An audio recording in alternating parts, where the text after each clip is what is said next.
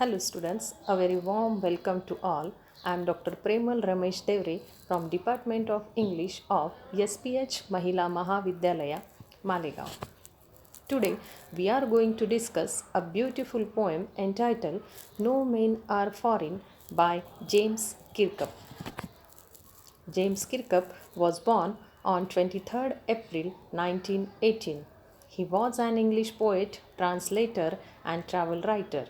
He has written 30 books, 6 volumes of autobiographies, novels, and plays. He got his education from Durham University.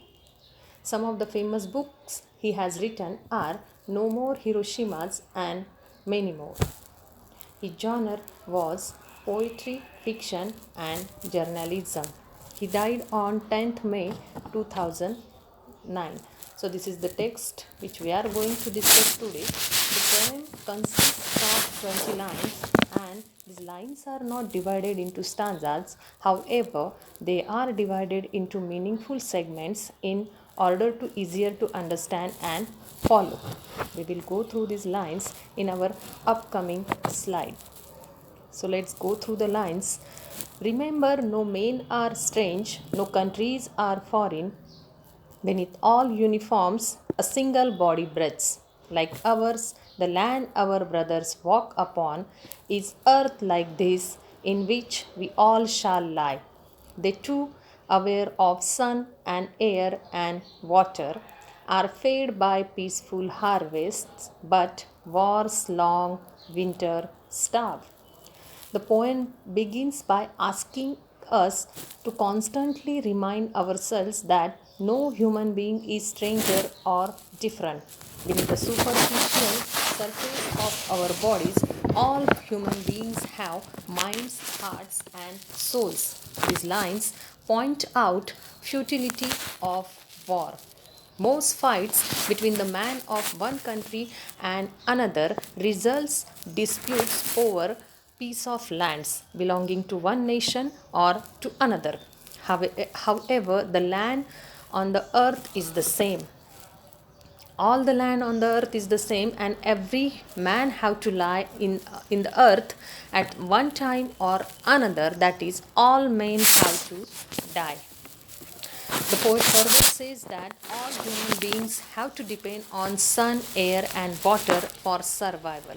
They too have periods of peace and periods of war. In times of war, they too had long time winter, harsh and cruel period of times. Their hands are ours and their lines we read, a labor not different from our own. Remember, they have eyes like ours that wake or sleep, and strength that can be won by love in every land. It's common life that all can recognize and understand. In this line, the poet asks his reader to keep in mind the fact that all human beings are same. Their hands have the same lines. Our opponents follow the same pattern of life, just like we do. They sleep and wake up just like we do. They work hard to earn livings. The common people live same kind of life everywhere. The poet believes that war is futile and destructive. When we destroy another country, we destroy our own earth. Let us remember whenever we are told to hate our brothers, it is ourselves that we shall dispose, betray, condemn. The poet says that we should not hate each other. Some groups are misguiding their followers to hate people. We should realize that it is our own brothers. Hating or fighting against each other is cheating on each other.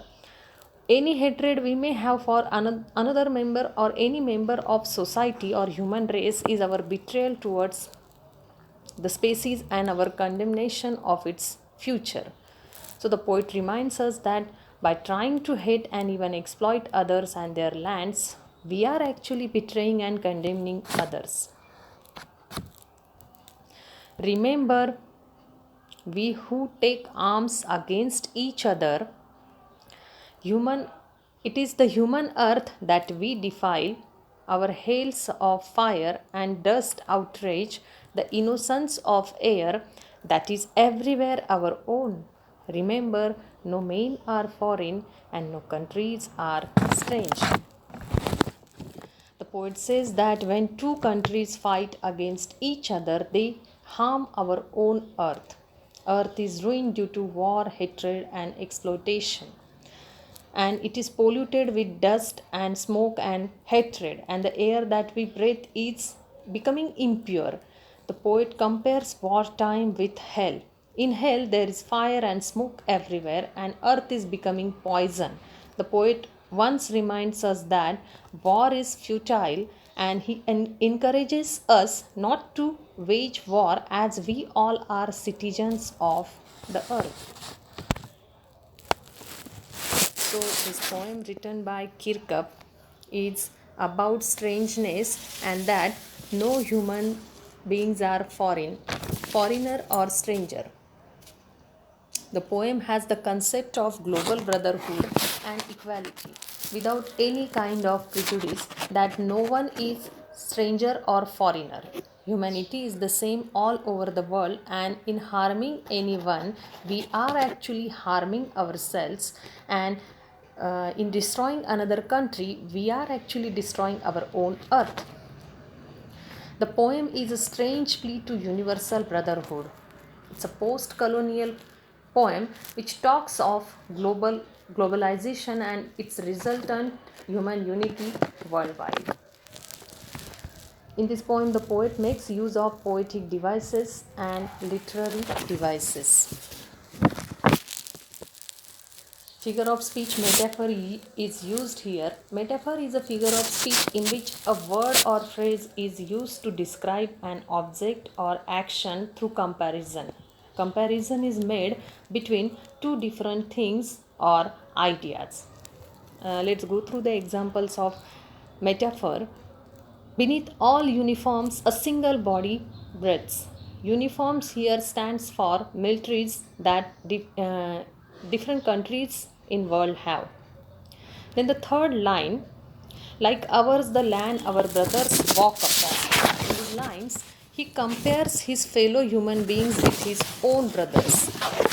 Then in line 6, are fed by peaceful harvest, but war's long winter starve. In these lines, the poet compares war with winter since reduced resources are available at both sides. And in last line, that is, our hails of fire and dust outrage the innocence. He compares here war with hell. Then we also have in this poem repetition, that is, repeated single line or phrases or lines and sometimes the whole stanza at intervals to create a musical effect, to emphasize a point or to draw the reader's attention to lead unity to a piece. That line is here. Remember, no men are foreign or no countries are strange. This line is repeated here throughout the poem. Then we also have the example of alliteration, that is close repetition of consonant sound at the beginning. For example, a single body breaths. B sound is repeated at the beginning of each word. Another example we have here for alliteration is sleep and strength. That is, S sound is repeated here.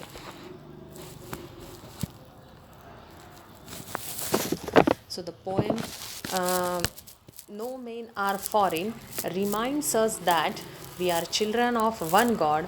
Human beings all over the world are same, but man made differences based on the color, caste and creed.